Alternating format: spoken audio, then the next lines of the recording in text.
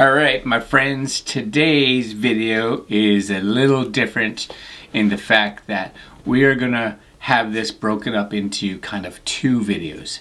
Today's video, or this video, really is in regards to what is coming in the Insta360 kits that come at the Apple Store. Both the standard and the X. And that's coming up now.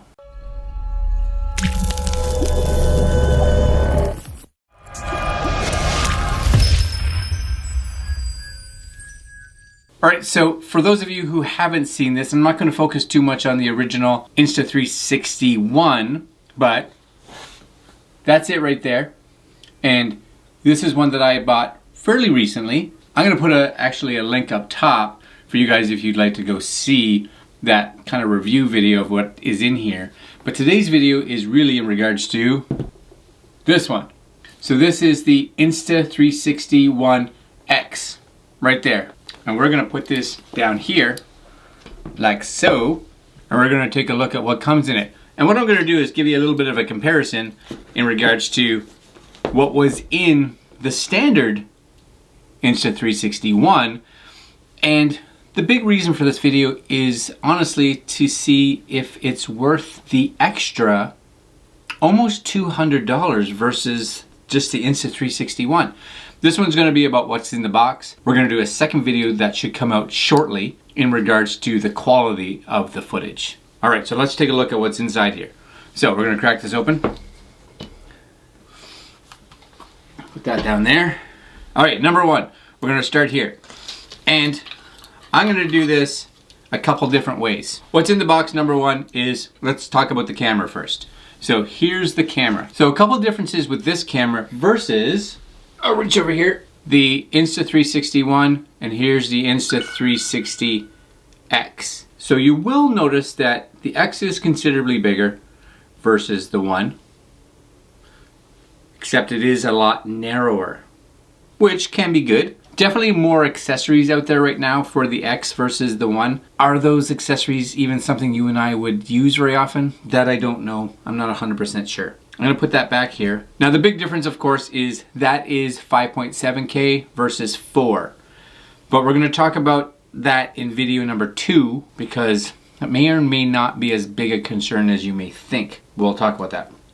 This does come with a handy little protector for it, which you can just kind of slide in there. They both come with memory cards. Here we get a memory card that is 8 gigs. This is in the just the One. And in the X, we get a memory card that is 32 gigs. So fairly big difference there. Even this one is running a SanDisk card, which that one is running a card by, I believe it's OV.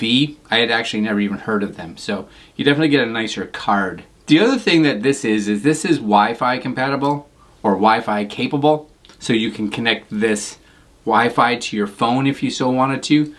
Or hardwired. It comes with a hardwire for both iPhones and Android phones, etc., etc. It's all in one pack, so there's none of this, do I have to buy one for iOS or do I have to buy one for Android? Kind of the same package deals with everything, which is kind of nice.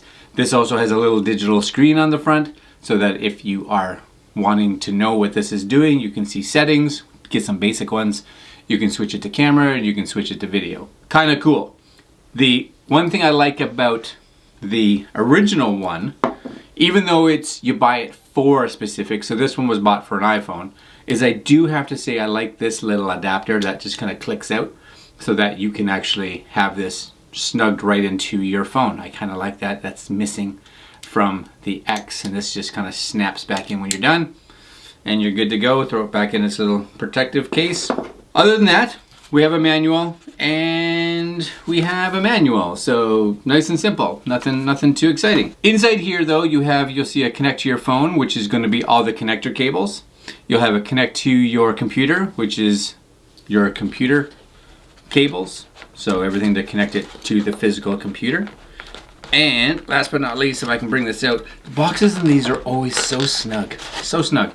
This is a protective pouch. You get like a neoprene pouch for this, so for the Insta One X, Insta360 X, whereas this one comes with kind of a hard one. I don't know which I like better, honestly. Not sure. This when it's not on, much easier to just throw in your pocket or in your bag, whereas this one, not overly pocket friendly. This is the other one that I really wasn't aware of until I actually opened this kit, is that the Insta360 One has an internal battery that needs to be charged, whereas the X has, in this kit, 2 rechargeable batteries, which is fantastic. So, and you can buy extra ones of these. So if you're on a trip and you're gonna be away from power for a lot of times, you could actually stock up on some of these batteries.